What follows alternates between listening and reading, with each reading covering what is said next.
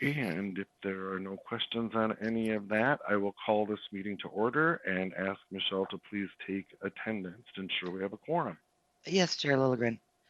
Atlas Ingebrigtsen, Chambliss, Here. Cummings, Here. Johnson, Lee, Here. Lilligren, Here. Lindstrom, Here. Musset, Here. Vento, Here. Wolf. Here. Thank you. Thank you, Michelle. And we do have a quorum. The first item on our agenda is our agenda, and members can see the posted agenda. And if there are no objections or changes, we can move on to our business. Any changes on the agenda? Hearing none, the next item is approval of our minutes from the February 1st, 2021 meeting, and I would entertain a motion to approve. Vento moves approval. Thank you. Is there a second? Second, Lindstrom. Thank you, council members. Discussion on that motion, corrections or changes? Hearing none, Michelle, please call the roll on the minutes. Yes, Chair Lilligren. Atlas Ingebrigtsen, Chambliss, Aye. Cummings, Aye. Johnson, Lee, Aye. Lilligren, Aye. Lindstrom, Aye. Musset, Aye. Vento, Aye. Wolf. Aye. Thank you. Thank you, Michelle. That item carries, and we'll move on to our business items. The first is 2021-37. It's Above the Falls Regional Park Master Plan from the Minneapolis Park and Rec Board. And Colin Kelly is here to present on that. Mr. Kelly, welcome. Hello. Good afternoon, Mr. Chair and council members. Can you hear me okay? Yes, we can. Excellent. Thank you, Mr. Chair. I am Colin Kelly, planning analyst, and I'm here to present the Above the Falls Regional Park Master Plan on behalf of Minneapolis Park and Recreation Board. I should note that Emma Pachuta and Adam Arvidsson, both with Minneapolis Park and Recreation Board, are here today on the line and may join us at the end of the presentation if needed and as appropriate. Next slide, please. Above the Falls Regional Park is located near the center of the regional park system. The figure you see on the left is figure 1 in the staff report. The regional park surrounds and includes 2.75 miles of the Mississippi River in Minneapolis and extends from the Plymouth Avenue Bridge on the south end to the Camden Bridge on the north end. The figures in the middle and on the right are figures 2 and 3 in the staff report. Above the Falls is one of a series of regional parks that encompass the Mississippi River, its banks, and adjacent lands in Minneapolis. To the north is North Mississippi Regional Park. To the south is Central Mississippi Riverfront, Mississippi Gorge, and Minnehaha Regional Parks. Like other regional parks along the river in Minneapolis, Above the Falls is made up of distinctly named park units, some connected by linear park features and trails. These existing park units form the foundation of the regional park and will benefit from the implementation of this master plan. A few of the existing parks and other locations that play a prominent role in the master plan, such as Upper Harbor Terminal and Graco Park, have been called out in the figure on the right. Next slide, please. Community and partner engagement has been and will continue to be a key part of the Above the Falls planning process. The list of people and organizations on this slide are examples of who is engaged through many different conversations and activities over many years. This is not an all-encompassing list and cannot fully capture the hundreds of people engaged, the dozens of community events, or the many, many hours spent by the Above the Falls Citizen Advisory Committee or Riverfront Technical Advisory Committee. It's simply meant to illustrate the many different types of people and organizations involved in the process, from adjacent neighborhoods to the U.S. Army Corps of Engineers and many folks in between, including the Mississippi Riverfront Partnership, Juxtaposition Arts, and the Friends of the Mississippi River. Next slide, please. So what did those participants say? Well, people want to experience and access the river. Some of the ways that could be accomplished is through continuous and loop-in trails that make connections into neighborhoods, providing boat access and gathering places, and offering recreation activities for all ages. People also want to restore and improve the river to include natural and open spaces with restored habitat, native plantings and gardens, and clean water. And perhaps more than anything else, people want equitable development. That means equitable distribution of park access points and park development, and designing with and for a diverse population so that they are able to access the public health benefits of parks. In particular, participants were eager to see benefits to and for the residents of North and Northeast Minneapolis. Next slide, please. The Above the Falls Regional Park Master Plan is rooted in equity, as the fundamental goal is to provide parks and access to the Mississippi River in an area of the city that currently lacks these opportunities. Areas around the park in North and Northeast Minneapolis have high poverty rates, a higher than average rate of negative health issues, and a high percentage of BIPOC and youth populations. The master plan and staff report cite data from Hennepin County's Survey of the Health of All the Population and the Environment, or SHAPE survey, as it's sometimes known. Adjacent neighborhoods like Near North, Hawthorne, McKinley, Camden, Marshall Terrace, Bottineau, and Sheridan struggle with this investment and lack of positive economic activity. Transforming the land from industrialized shoreland to ecologically rich, publicly owned parkland will improve the quality of life in an underserved urban area and have profound benefits for residents and visitors alike. The short-term goal is to support affordable and easily accessible opportunities for outdoor recreation where they will make an immediate positive impact. The long-term benefits are that the park will contribute to sustainable regional growth, support private investments, and foster a healthier environment beyond the park's physical boundaries. Next slide, please.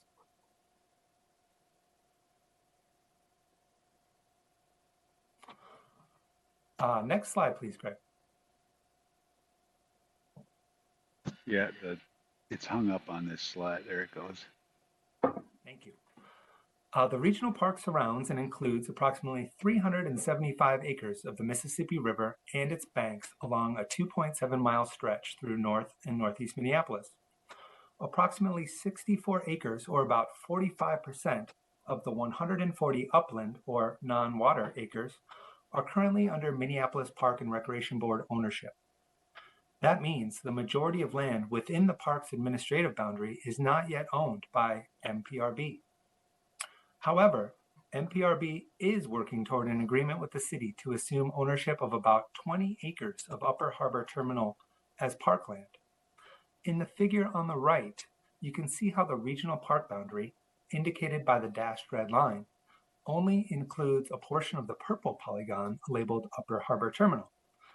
This is figure 4 in the staff report.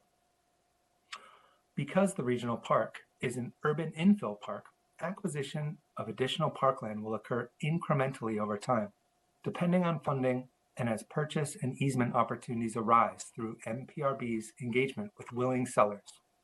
Next slide, please.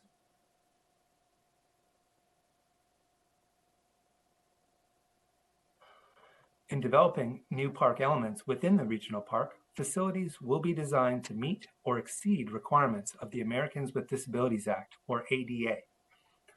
First and foremost, the regional park is intended to provide public access to the Mississippi River and to enhance the habitat, structure, and function of the river and its environs. The plan calls for the construction of new parkways and trails, some of which will be integrated into the Minneapolis Grand Rounds. An extension of West River Parkway to the north will help to achieve that vision. Continued development of the East Bank Trail will help to further the vision of a trail loop system that will offer opportunities for making connections within the park, around the river, and to and from adjacent neighborhoods. The park concept also proposes new park spaces and continued improvement to existing park spaces. In the continued improvement category, the development concept for Graco Park is to establish a riverfront recreation destination with a mix of attractions including a pebble beach, park pavilion, water recreation outfitting, a lawn, strolling paths, and a nature walk across the length of Halls Island, accessed by pedestrian bridges across the newly created channel. Some of this work has been completed, but there is a lot of work remaining. The development concept for Sheridan Memorial Park includes a large public art installation and river overlook plaza, a nature-based play area, strolling paths, stormwater treatment measures, and shoreline habitat enhancements. A lot of this work has already been completed. In the new park spaces category is Upper Harbor Terminal, and that's where we'll focus some attention on the next slide. Next slide, please. The redevelopment of the 48-acre city-owned Upper Harbor Terminal offers a significant opportunity for both MPRB and the City of Minneapolis, as well as all residents of the region. The former barge terminal closed in 2014. As mentioned, MPRB is working with the city to assume ownership of approximately 20 acres.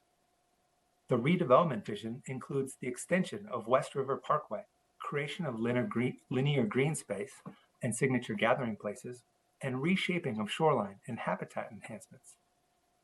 As the master plan notes, quote, the extension of West River Parkway through the full length of the regional park will establish the public access spine for the West Bank's linear park, as well as adjacent redevelopment.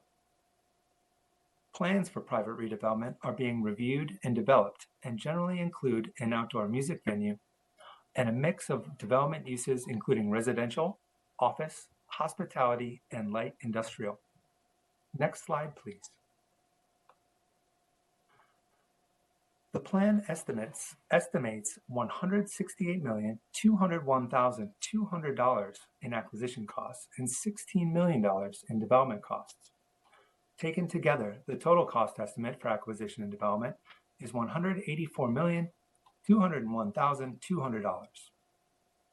Because of the regional park's urban setting and the desire to transform the Upper River Corridor from private land to public park, land assembly will be an ongoing effort. It is likely to take many years, and possibly multiple decades, to fully implement the vision contained in this master plan. I should note that the development cost estimates here focus on Upper Harbor Terminal and Graco Park at this time. Finally, approval of the master plan does not commit the council to any funding at this time. Next slide, please. The Above the Falls Regional Park Master Plan is consistent with the requirements of the 2040 Regional Parks Policy Plan, particularly Planning Strategy 1, Master Plan requirements, as well as other council policies included in Thrive MSP 2040. Next slide, please. So the proposed action before you then is that the Metropolitan Council approve Minneapolis Park and Recreation Board's Above the Falls Regional Park Master Plan, require Minneapolis Park and Recreation Board, prior to initiating any new development of the regional park, to send preliminary plans to the Environmental Services Assistant Manager at the Metropolitan Council's Environmental Services Division, and to advise the Minneapolis Park and Recreation Board to implement the comments in the analysis for natural resources and transit. I should note that with one abstention, 7 Metropolitan Parks and Open Space Commissioners voted in favor of recommending the proposed actions at their meeting on February 4th. No commissioners voted to oppose the proposed actions. And with that, I will stand for any comments or questions you may have, and will remind you that MPRB staff is on hand as well. Thank you. Yeah, thank you, Mr. Kelly, and our thanks to our partners at Minnesota Park and Recreation Board for being here and for all your work on this very significant plan. Questions for Mr. Kelly or for our guests from MPRB? Councilmember Vento has a question. Chair Lilligren. Yeah, please, Councilmember Vento. Thank you, Mr. Chair. Thank you for the report, Colin. And I will do a full disclaimer here. I'm a member of the board of the Friends of the Mississippi River, and they have had they've done a lot of work on this issue. They are very committed to good development along the river, and have worked with the BIPOC community in the North Minneapolis area with regard to the Upper Harbor development. And I'm wondering if the issues regarding accessibility for people in that neighborhood have been addressed, or if there continue to be concerns about equitable opportunities and engagement for the BIPOC community. Mr. Kelly. Mr. Chair, Councilmember Vento, that's an excellent question. My understanding in reviewing the master plan is that the Park and Recreation Board and the City of Minneapolis are doing just about everything in their power to engage nearby neighborhoods and residents of Minneapolis, North Minneapolis, Northeast Minneapolis, on the other side of the river. But I would also welcome Emma or Adam to speak more directly to that issue. Emma or Adam, anything to add? Hi, Colin. Thanks. Hi, everyone. My name is Emma Pachuta. I'm with the Minneapolis Park Board. Thanks for your question, Councilmember Vento. You know, I think as Colin mentioned in his presentation, you know, we named that we're going to be working with under all of our projects will be under ADA. And I would say that right now, specifically Graco Park and Upper Harbor Terminal actually have their own full-on planning process with a community advisory committee and a process for community engagement. And so we are really trying to work really closely with the community to really understand and identify what ADA or accessibility looks like at a more site-specific focus. And so the plan here just kind of gives kind of that broad outline, and then we're really working with community on more of those specific projects. I hope that's helpful. Thanks, Emma. Councilmember Bento. Thank you, Emma. That is helpful. I want to make a statement. I don't want it to come across as harsh or bossy, but early in my tenure as a member of the Friends of the Mississippi River Board, we did a retreat and a tour, and the tour was of the Upper Harbor area. And this was years ago before the planning began. And I have to say, and this is the part that's probably going to sound harsh and bossy, but I have to say that I was shocked at the contentiousness of the planning process that occurred. And Paul Bachnight is a very dear colleague of mine on the Friends board, and I have nothing but the deepest respect for him. And I trust his instincts. So I would ask, and this is not just to the Minneapolis Park Board, this is for all of us who strive for quality community engagement. I had the sense throughout this process that as it related to the Upper Harbor, the plans were made and then they were brought to the public, and we were all to nod our head and say, yes, sir, 3 bags full. And that's the former elementary teacher and me coming out.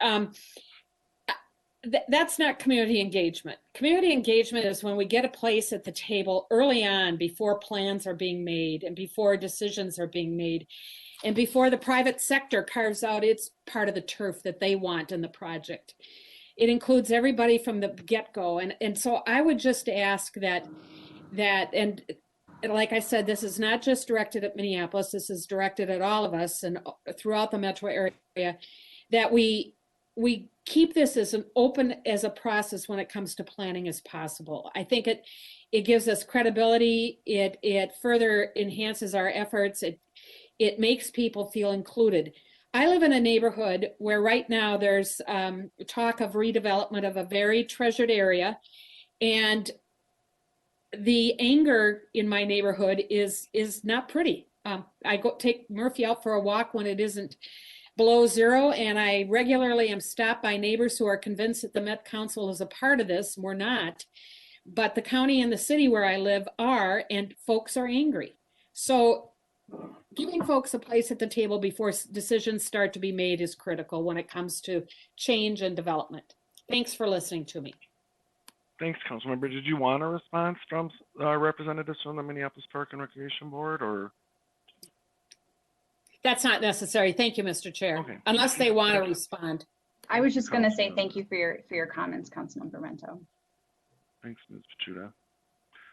other questions or comments? And I'm not seeing all of you. I have this WebEx weirdness going on. So if you're raising your hand and I'm not seeing it, I apologize. Please just speak up. Questions or comments? Hearing none, the Mr. Collin propose as an action to approve the Minneapolis Park and Recreation Board's above the fall regional master plan, and with some subsequent actions as well. And I would entertain a motion to approve. Motion by Chambliss to approve. Second by Thank you, Lee. Councilmember. Thank you, Councilmember Lee. And just before I ask for the discussion, well, I just want to say this is in my district, and it's a huge, hugely important piece of property. I really appreciate, Councilmember Venta, what you're saying about getting people at the table, and people want to be at the table as we look to the Upper Harbor Terminal, especially. I was on the Minneapolis City Council when we started to move toward creating this Upper Harbor redevelopment site, and so it's really exciting to see pieces like the Above the Falls Regional Park Master Plan come forward for approval that are moving the community's vision along. So thanks to our staff and to the MPRB staff who have worked so hard on this. Any other discussion on this motion? Discussion. Hearing none, Michelle, please call the roll. Yes, Chair Lilligren. Atlas Ingebrigtsen. Chambliss. Aye. Cummings. Aye. Johnson. Lee. Aye. Lilligren. Aye. Lindstrom. Aye. Musse. Aye. Bento. Aye. Wolf. Aye. Thank you. Thank you, Michelle. Thanks, council members. That item is adopted, and we will move on to our next business item, which is 2021-38. It's the Gale Woods Farms Special Recreation Feature Acquisition Master Plan Amendment and Boundary Adjustment from the Three Rivers Park District. And once again, it's Mr. Kelly that's presenting. Excellent. Thank you, Mr. Chair. Can you hear me okay once again? Yes, we can. Yep. Excellent. Thank you. I am still Colin Kelly, planning analyst, and I'm here to present the Gale Woods Farm Special Recreation Feature Acquisition Master Plan Amendment on behalf of Three Rivers Park District. Next slide, please. Gale Woods Farm Special Recreation Feature is located in the western portion of the regional park system. The figure on the left is figure 1 in the staff report. The Special Recreation Feature is located just north of the Dakota Rail Regional Trail and south of Kingswood Special Recreation Feature in the city of Minnetrista. The Baker-Carver Regional Trail is planned to traverse Gale Woods Farm generally from north to south. The figure in the center is figure 2 in the staff report.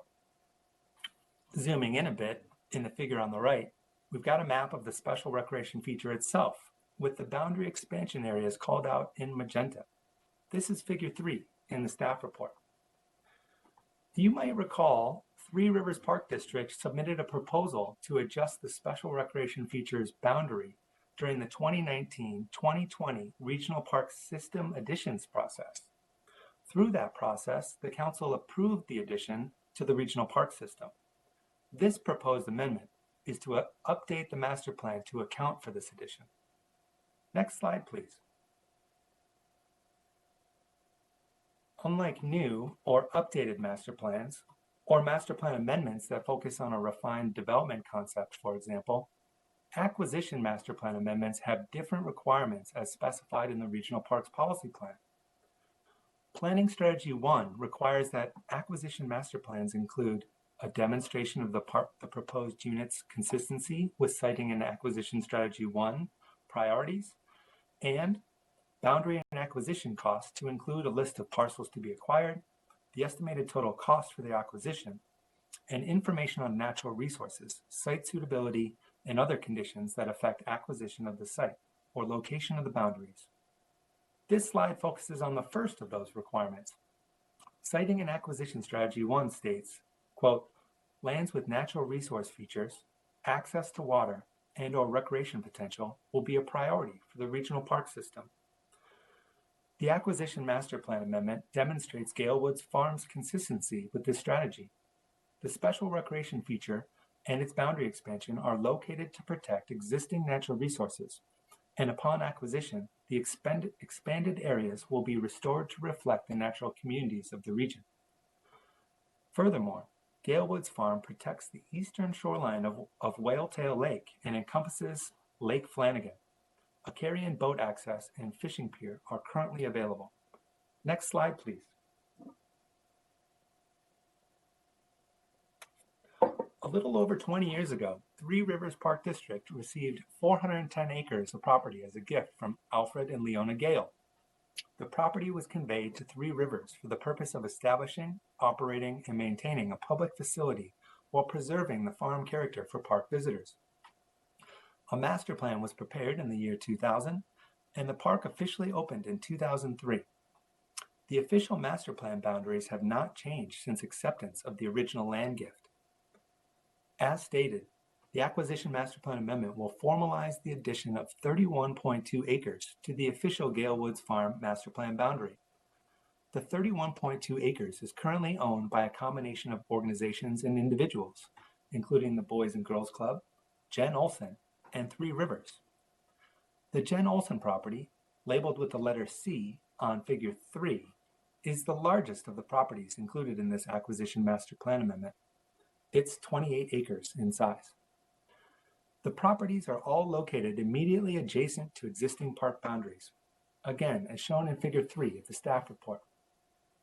The boundary expansion allows for additional natural resource protection and consistent management of existing and new natural areas, potential securing of associated Baker-Carver Regional Trail land, protection of existing parkland as one property, and more logical and straightforward boundaries, which are easier to manage and convey to the public. Next slide, please. The Acquisition Master Plan Amendment estimates $585,000 in acquisition costs for the 28-acre Jen Olson property. There are no costs associated with the remaining 3.2 acres of Boys and Girls Club property and Three Rivers property. Lastly, approval of this Acquisition Master Plan Amendment does not commit the Council to any funding at this time. Next slide, please. The Gale Woods Farm Special Recreation Feature Acquisition Master Plan Amendment is consistent with the requirements of the 2040 Regional Parks Policy Plan, particularly Planning Strategy 1, Master Plan requirements, as well as other Council policies included in Thrive MSP 2040. Next slide, please.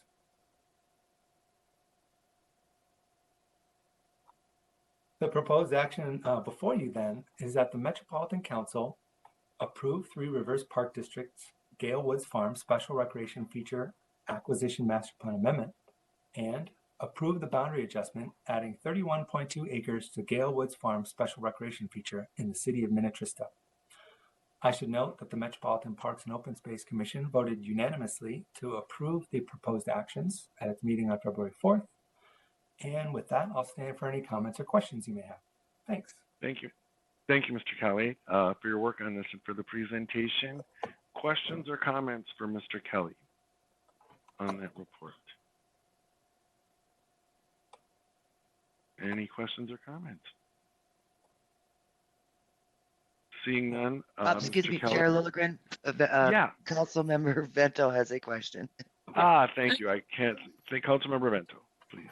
I'm sorry, Mr. Chair. I'm a little chatty today. I've had too much caffeine. Colin, I love this report, and the Gales, God bless them for doing this. This is wonderful. It's this whole idea of a farm-centered park just warms my heart. And Three Rivers has an amazing website. I had never gone to their website until preparing for today's meeting, and the Gale Woods Farm has amazing programs for all ages.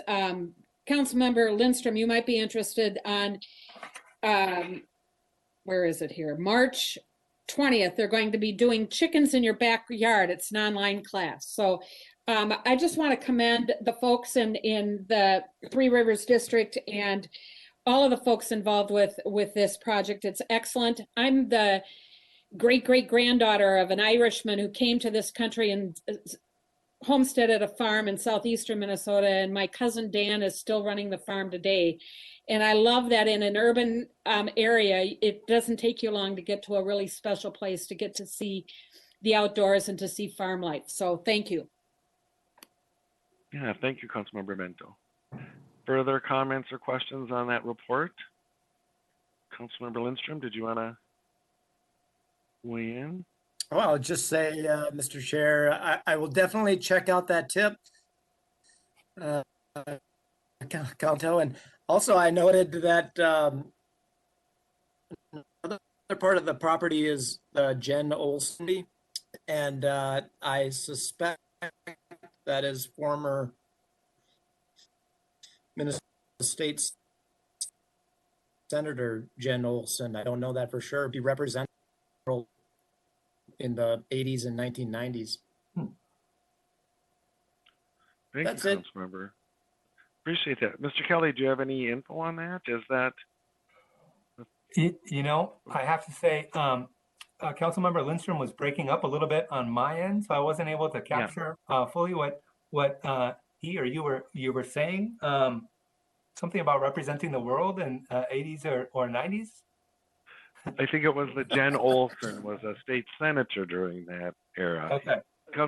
Councilmember Lindstrom was breaking up a little my end as well, but I think that was the gist. Okay. Thank you. Thank you. Further comments or questions on the report? Further comments or questions? Hearing none, Mr. Kelly has proposed an action to approve the Three Rivers Park District's Gale Woods Farm Special Recreation Feature Acquisition Master Plan Amendment and approve the boundary adjustment. Is there a motion? Cummings moves approval. Vento seconds. Thank you, council members. Discussion on the motion. Any discussion? Hearing none, Michelle, please call the roll on the motion. Yes, Chair Lilligren. Chambliss, Aye. Cummings, Aye. Lee, Aye. Lilligren, Aye. Lindstrom, Aye. Musse, Aye. Aye. Vento, Aye. Wolf. Aye. Thank you. Thank you. That item carries, and we will move on to our next business item, which is 2021-47. It's the 2021 Livable Communities Act funding availability, program guidelines, and scoring criteria. And this is certainly not the first time we've seen this in this committee. The committee's done a lot of good work on this, and so today there is a proposed action. So we'll hopefully be acting on this item today, and I will turn this over to Tara Beard to present. Ms. Beard, welcome. Thanks, Mr. Chair. Nice to sort of see you all, committee members. The chair is correct. I'm here today to ask or to offer a recommendation from staff on the funding criteria for the 2021 Livable Communities Act program implementation. Next slide, please. Today, what we're going to cover is an always helpful reminder of the statutory and policy guidance for the LCA funding availability and other criteria that needs to be adopted by council each year to implement those programs. Then a summary by program of the funding availability schedule for the year and key program and scoring changes proposed for 2021. To kind of summarize what we're looking at for 2021. And then finally, a staff recommendation to approve those criteria for 2021 as well. Next slide, please. As a reminder, we look at the requirement in statute that the council shall prepare an annual plan for distribution of the funds based on the criteria for the project and applicant selection. The various kind of program criteria, scoring criteria, funding availability, et cetera, that you will be adopting or recommending adoption of today is the meeting of this particular requirement in statute. The statute also contains a lot of information about the purpose of the LCA programs, which of course is where our scoring criteria essentially is derived from, in addition to our Metropolitan Development Guide, Thrive MSP, and its adjoining documents. Next slide, please. So we're going to dive right in program by program with the details about each program that we've been talking about since November, starting with the largest program, the Livable Communities Demonstration Account. You can see the schedule on the left, proposal for when applications would be due and when decisions would be made. There is a base revenue for the Livable Communities Demonstration Account of $12.6 million, but as you'll see in the next slide, $5 million of that is recommended for the Transit-Oriented Development Program, leaving $7.6 million in base revenue for LCDA in 2021. And as you recall from our last conversation, staff is recommending an additional programming of reserves in the amount of $2.4 million to allow for a total of $10 million for LCDA in 2021. And the asterisk you see next to that and the footnote at the bottom notes that $1 million of that $10 million would be made available for pre-development grants. If there aren't enough competitive or applications for pre-development grants, the remainder of that $1 million could be put into the regular development account. Next slide, please. The arm of LCDA that's focused on transit-oriented development, the LCDA TOD program, has a similar schedule, but a little bit earlier in the year for applications due and for committee and council recommendations. As I mentioned, there's a base revenue which comes from LCDA of $5 million, and no additional reserves are suggested at this time. And again, of that $5 million in total funding, we are recommending that $1 million be made available for pre-development grants. Next slide, please. So for LCDA and LCDA TOD, a summary of key scoring changes, and kind of kept these high level, but there's some pretty significant stuff in here, as y'all are aware from recent conversations.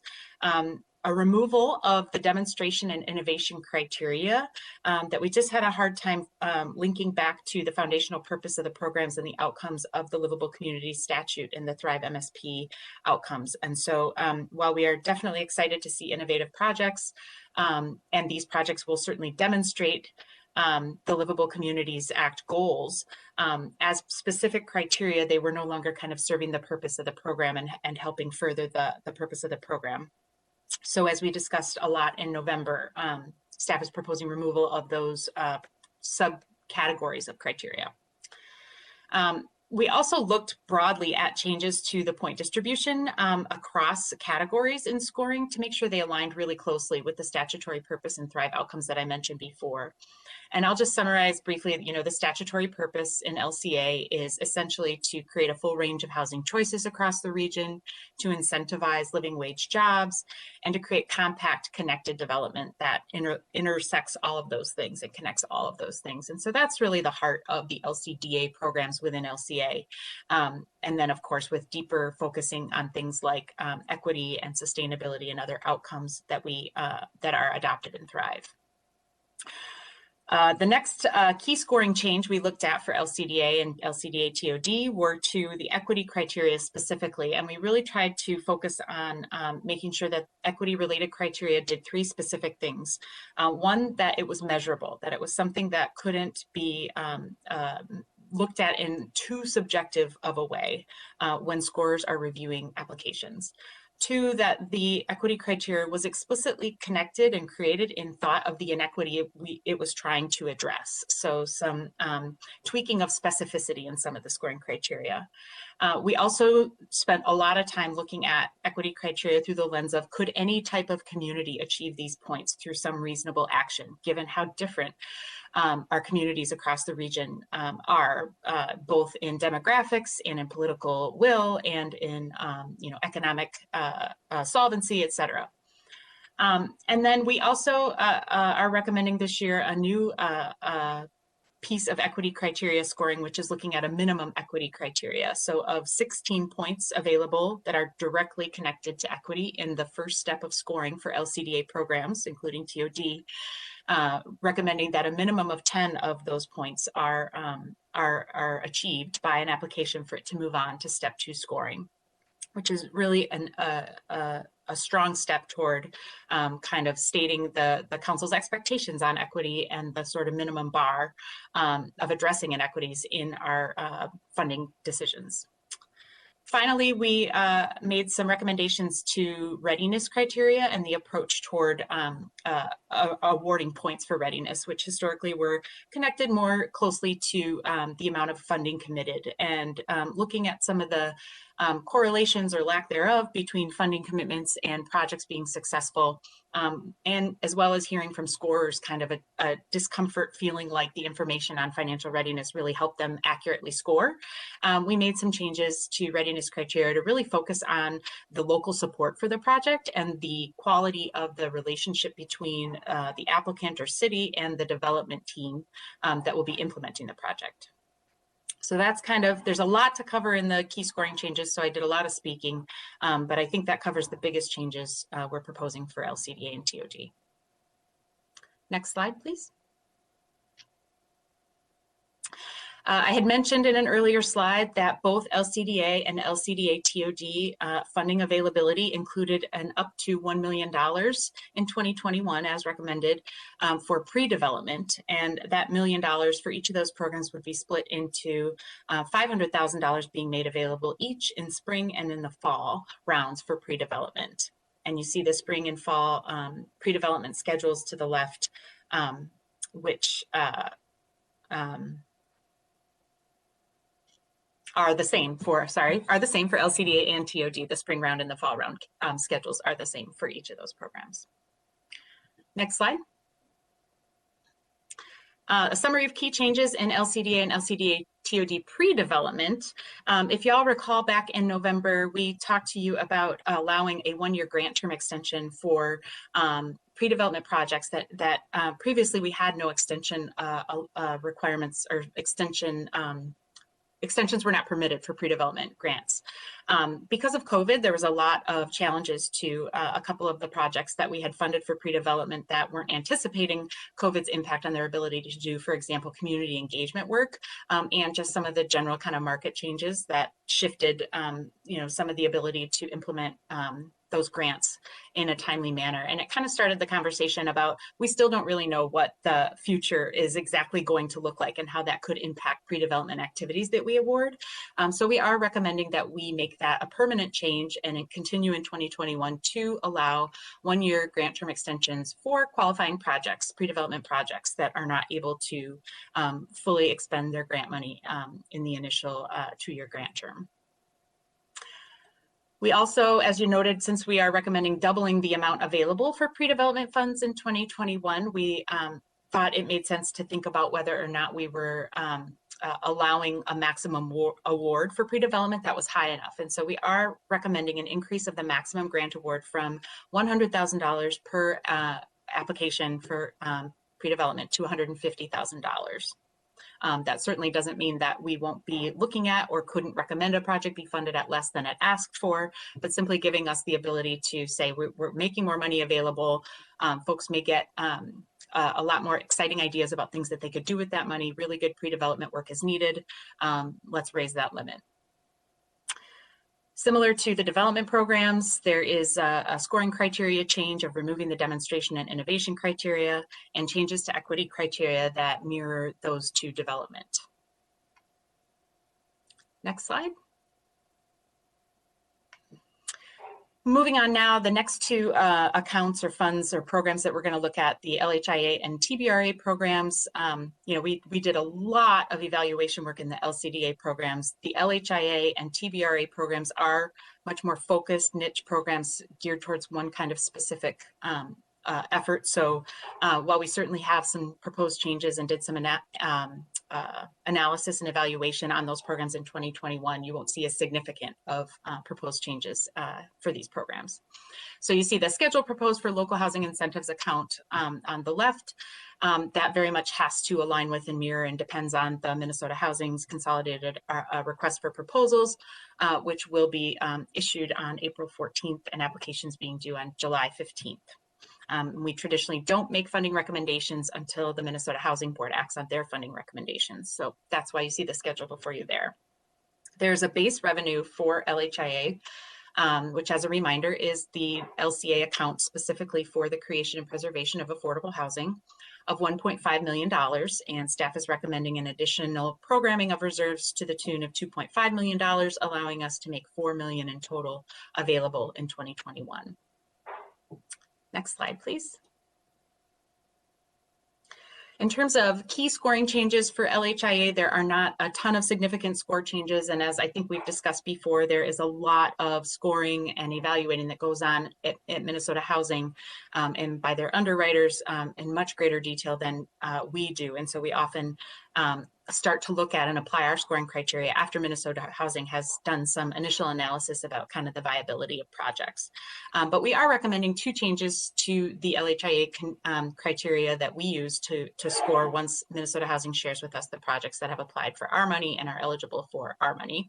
And that's additional criteria to prioritize new or preserved units that are relative to the community's affordable housing needs and goals.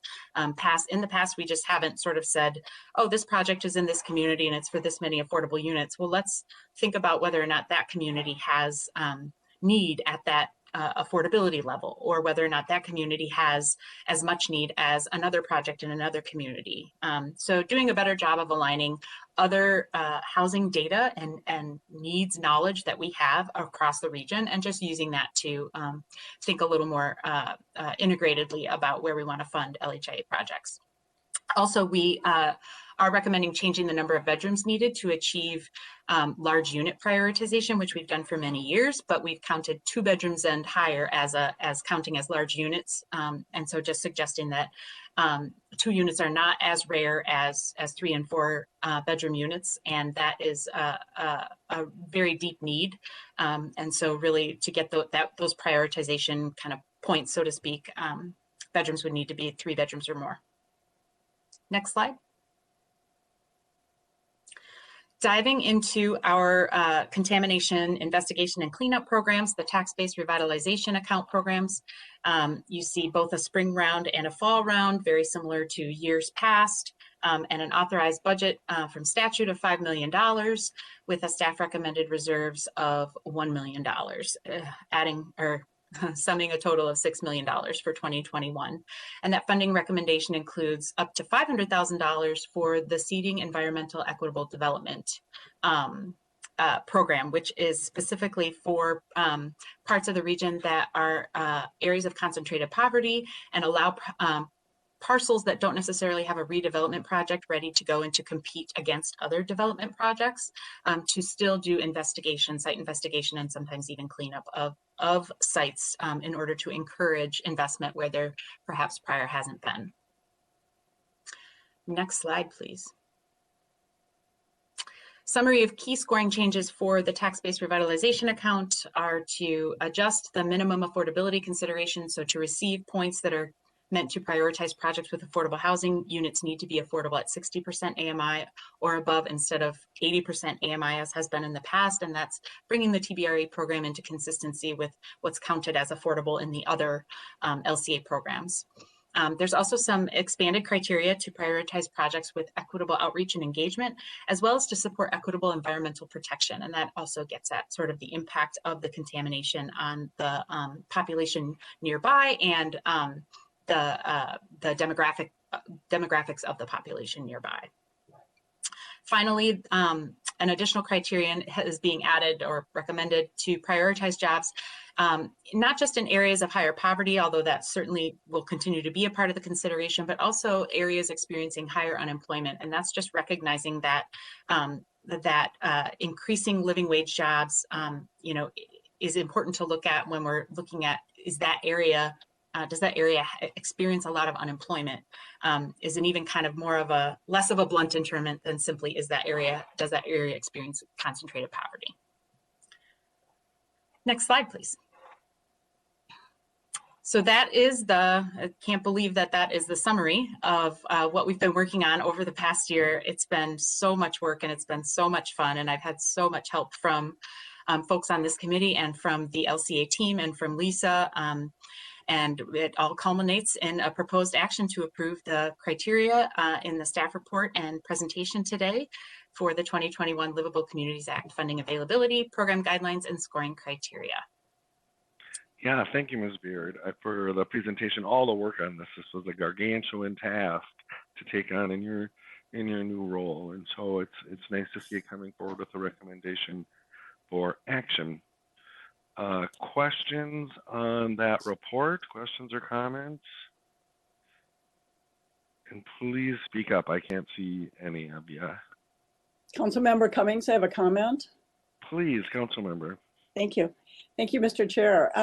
Thank you, Ms. Beard. That's a great report. And it's just incredible how much work has gone into this and how important these changes are, both to be sure that they align statutorily and with Thrive and with the goals of this council and so forth. I thank you and your staff for all of this work. I think I know one of the issues that came up in conversation too was making sure that the changes were such that all communities were able to participate, given the various sizes and makeup and demographics of all of the communities in our region. And I think that's just critically important. But and just to say again, it's my understanding that at the end of the year, we'll be able to check and see the success or lack of and make further tweaks if necessary for 2022. But this is a huge lift, and I think that it's really exciting to see what you're proposing, and it will be really interesting to see if the outcomes are what we are hoping for. So thank you and your team for all of this work. Thank you, Councilmember Cummings. Agree. Okay, now I can see. If I'm off camera, I can see you all. So I'll go Councilmember Wolf and Councilmember Lee. Thank you, Mr. And then Chair. Councilmember Champ. Patty, can you mute your keystrokes there? Thanks. A couple things. So in January, the LUAC group had a developer panel that came. It was mostly affordable housing developers, but there was some commercial development as well, that talked with the LUAC members about how things are going in the development world, and also made some comments about livable communities. And one of the big comments that they wanted to make sure that we understood was that there's a lot of money that they have to risk up front in putting together a proposal before they know if they're going to get any money.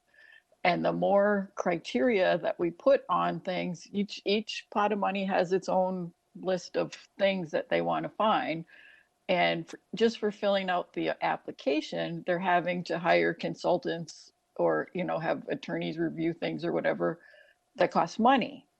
And they're very concerned when there's so many things and so many different things between different pots of money and whatnot. And between that and some of the smaller cities on the edge not having a whole lot of staff capacity for doing that kind of thing, I'm very concerned that first of all, I'm very excited that we got rid of the what was it, the criteria that with the subjective criteria, because I thought, yay, we're streamlining, but we've made it now not as streamlined with all of the equity requirements, and they may turn out great, they may not. But in the past, when we've made really big changes like that, we've traditionally had a hold harmless sort of a situation while we see for that first year how things work out. And many of the projects that we'll be applying this year are already underway in the pipeline, and trying to change things with just a few months before the time to apply, it puts another burden on developers. So I'm very leery of the idea. It was put out at the committee meeting that we could just change that at the end if we don't get enough applications. But to me, that's not very transparent and very subjective to do that. Oh, we're going to change the rules at the end because we didn't, because it didn't work. But that also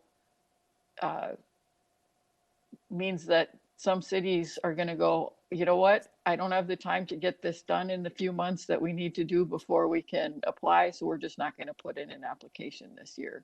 And for me, the biggest priority is that everybody all over the region gets to apply. And with the short timeline and the big changes and no hold harmless, I'm really concerned about that aspect of it. The other part that concerns me is when we did MCUB and when we do the DBE things for environmental services or transportation projects or whatever, we've looked at what is the universe of people that are ready and available and want to do the work. I didn't hear any information about in the development community, what is the universe of people who are ready and available to do the work? And when you set a goal without knowing who's your universe of people, I get a little nervous about how that's gonna play out. I would like to know that there is a bunch of people that want to do the work and just haven't been able to, rather than say, yeah, this sounds like a great idea. We're going to try it and see if it works. We owe it to the developers that we're planning on applying this year to have something that's a little more researched and not kind of thrown at them at the last minute like this. So I'm going to be voting no. It's been made clear to me that the rest of the committee disagrees with me, but I don't think it's fair to our developers to change things that much without having actual data on what is the universe of people that are available as well. Thank you, Councilmember. I have waiting in queue Councilmembers Lee, Councilmember Chambliss, and then I'll call on Patty. Councilmember Lee. Thanks, Mr. Chair. I just want to thank the staff and Tara's team and division for this great presentation and for putting this together. I think there's that old saying that insanity is doing the same thing over and over and expecting the same result or a different result. And I think if we don't recognize that issues like poverty and housing insecurity don't have a geography, and if we're not flexible with how we innovate and change and affect policies, that we can truly lift up the whole region. And so I want to commend Tara and the team for these innovative changes. Thank you. Thank you, Councilmember. Councilmember Chambliss. Yes, I wanted to thank everyone for working on the updates for all of the livable housing programs. I'm very excited about the opportunities. I'm excited about the improvements and the great deal of thought and engagement in the changes. And I'm hopeful that it's going to expand opportunities as it's intended. I'm happy to see the increase in the pre-development award, the extended amount of time, the opportunity to make sure that everyone is able to compete, and the diligent research that went into the thoughtful decisions and the changes. So I'm looking forward to seeing this move forward, and I'm happy to hear from Patricia, whose Metro Cities group provided a letter to us, and getting everyone's take on this is really important as we make a decision. Thank you, Councilmember. Yeah, and I just want to thank Ms. Ahmed for being here today and for presenting on behalf of Metro Cities. And please, Patty. Thank you, Mr. Chair and members, and thank you, Councilmember Chambliss, for your remarks too. And I appreciate the chance to be here today. And my only ask on my recognition was I'm very used to the legislature where typically the testimony comes first. I just wanted to make sure I did get a chance to speak to you today, and I will be very brief. So just first, I want to thank the Livable Communities Program Manager, Tara Beard, and all Livable Community staff, certainly for working with Metro Cities as changes have been considered, and certainly as Tara has become new manager and really done more of a deep dive on the program and recommending more comprehensive changes. We did have a chance, I won't read through the letter per se because you do have it in your packet, but I just want to emphasize maybe a few points that reflect really where the key tenets of Metro City's policy on the livable communities program, stands. Metro Cities did conduct a review of its own in 2018 of the livable communities programs overall. And we did that with a group of city officials and really had a very broad group and tried to get participation from folks who are strong participants and sort of historical participants, as well as city officials that are maybe don't apply or don't think they have access to the programs. So Metro Cities does strongly, again, support the livable communities program. I think we're one of your strongest defenders, and really support a program that does meet the identified both state, regional, and local objectives, because there are many pieces to the LCA that go into making it successful. Part of it's the statutory objective that exists in law and has since the 90s. Part of it's certainly the regional, the Metropolitan Council putting its stamp of regional goals, and then it's the local communities, the cities that come in and apply for the funding, and they implement, some combination of they get funds and they're able to implement projects that meet those goals. One of the key tenets that came out of our review in 2018, and also the review we did with Tara this year with a group of city officials, we recomprised our task force and worked with Tara to have more discussion as these possible changes were being vetted and considered. And I will just acknowledge that I think given the sort of the more comprehensive nature of the changes, it's really hard to know how they might work in practice. Sometimes we might support something even, it sounds good, it looks good, but it will really depend on some of this on how it works in practice. And I think that of course remains to be seen. Members of the task force that we had in 2018 and also what we voiced again to Tara and her staff this year was certainly we recognize and want the program to continue to be adaptable to changes and to evolving sort of local considerations, the diversity needs of the region, while maintaining and adhering to those statutory objectives as well as Metropolitan Council goals. So we did have a chance to look at these changes, and really, again, a key tenet that gets raised and is part of our policy is we want to make sure that the program that exists is one where every participating community believes and has some reasonable chance of accessing grant funds.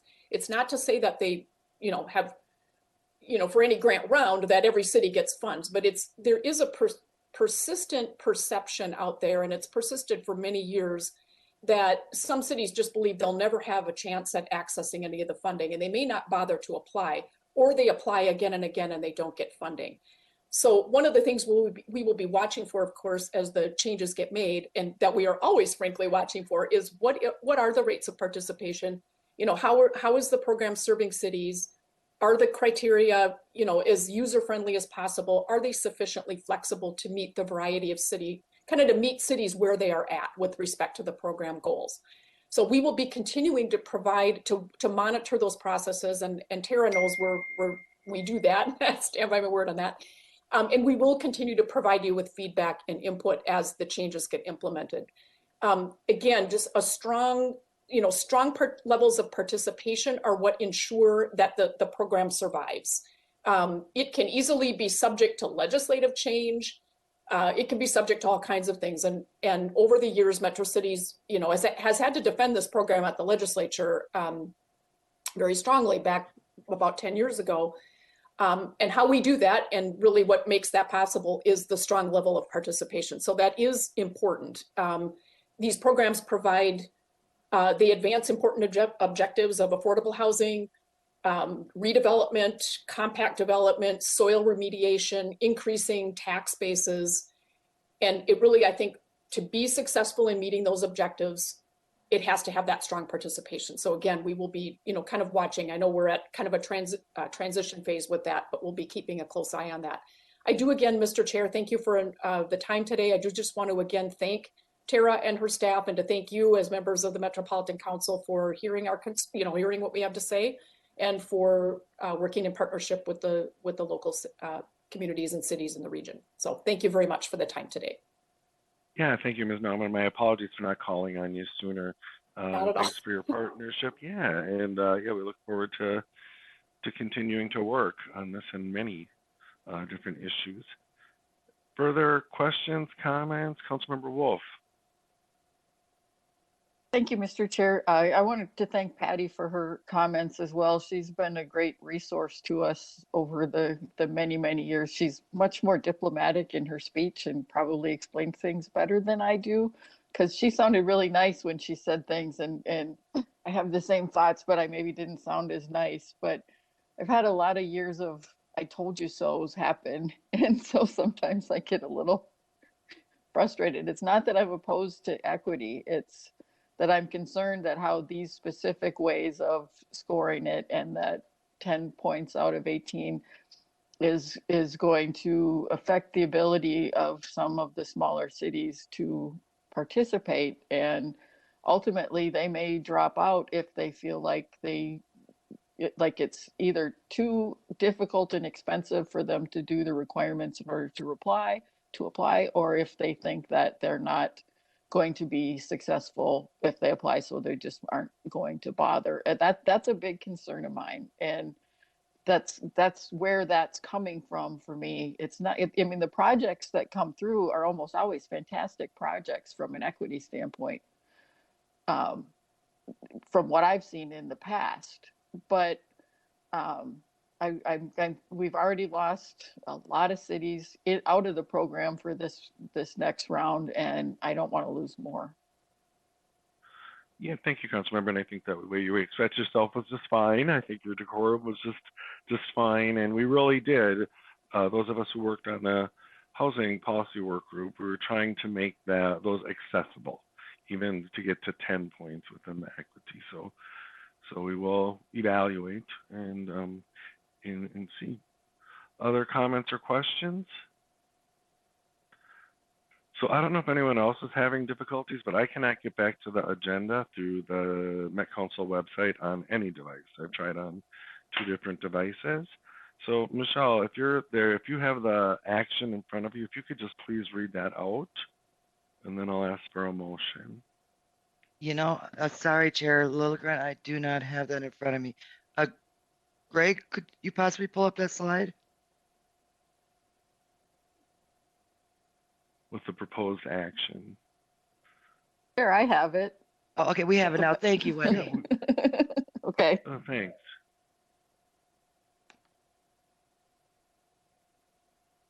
Great. So to approve the 2021 Livable Communities Act funding availability, program guidelines, and scoring criteria, is there a motion to approve, please? Motion to approve by Councilmember Chambliss. Thank you, Councilmember. Is there a second? Cummings seconds. Thank you, Councilmember Cummings. Further discussion on the motion? Discussion. Hearing none, Michelle, please call the roll. Yes, Chair Lilligren. Chambliss, Aye. Cummings, Aye.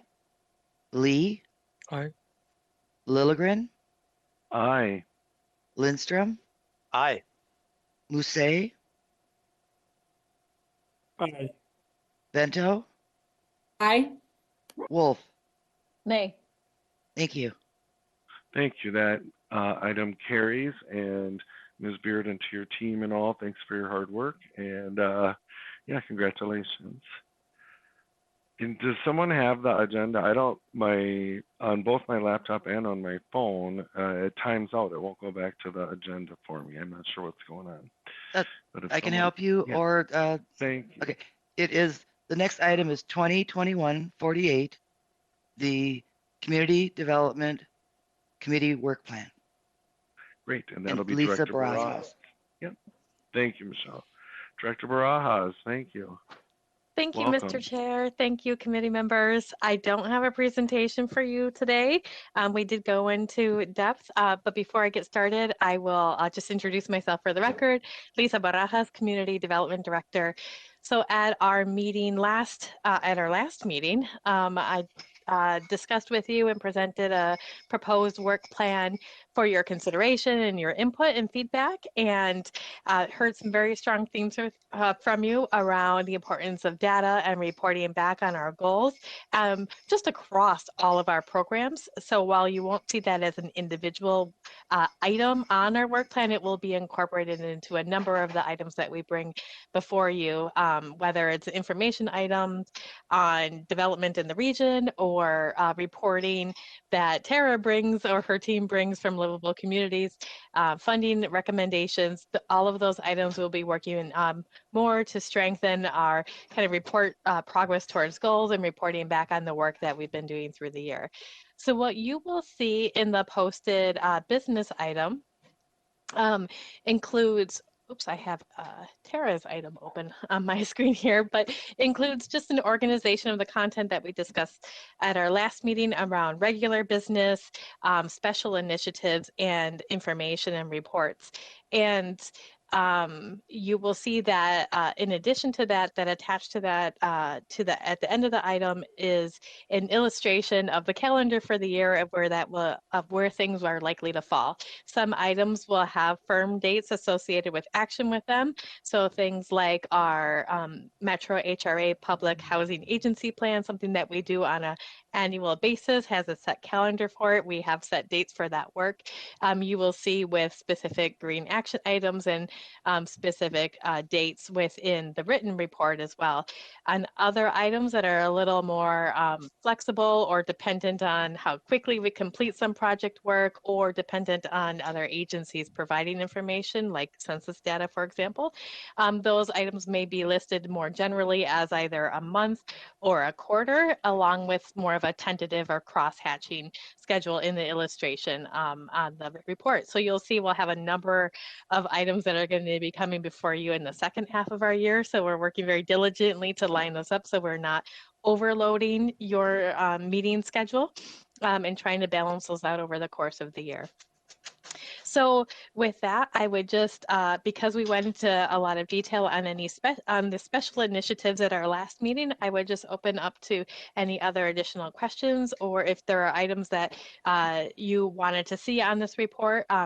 But also, sorry, before I do so, I just wanted to also say that this is a general guide for our work. So we try to capture as much as we can at the beginning of the year, knowing that sometimes we get surprised by things like a pandemic, and it throws off our work plan for the year or adds other items to our work plan that we hadn't initially attended. So when we do have those types of changes to our work, we will definitely be in front of you to discuss, as we had last year. Actually, we did on a council-wide basis because it changed so much of our work across the council about what would be changing, what would be new or different, and what might have to drop off. But you have been so helpful in helping us to prioritize some of that work, especially on housing strategies that we discussed in January, about what levels you would put towards prioritization on that, so that in case we need to shift and change, that we are prepared to do so. But definitely want to be transparent in that work as well, and would be sharing that with you in the public meetings such as this. So with that, I would be happy to answer any questions, take additional feedback on this, and otherwise have before you a proposal to adopt our work plan as is indicated in our business item, and with the understanding that it is modifiable and flexible and may change at the direction of the committee. Thank you, Director Barajas, for the report and for your work on this. Committee members, comments, questions on the 2021 work plan? Any comments or questions? Am I the only one that's having problems with the Met Council website, or? Mr. Chair, I also cannot access the council website right now either. Okay, all right, good. It's not just me. Yeah, I lost my connection as well, Mr. Chair, Okay, but I'll move approval of the work plan if nobody has Thank any you, questions. Second by Lee. Thank you, Thank you, council members. Discussion on the motion. Discussion. Councilmember Chambliss, were you going to say something? I see. No. Okay, all right. Hearing no discussion, Michelle, please call the roll. Yes, Chair Lilligren. Chambliss, Aye. Cummings, Aye. Lee, Aye. Lilligren, Aye. Lindstrom, Aye. Mousset, Aye. Vento, Aye. Wolf. Aye. Thank you. Thank you, Michelle. That item is adopted. I know Councilmember Alice Ingebrigtsen didn't get a chance to join us today, and I know she wanted to address us at the end. Director Barajas, do you know what? I know it was about scoring.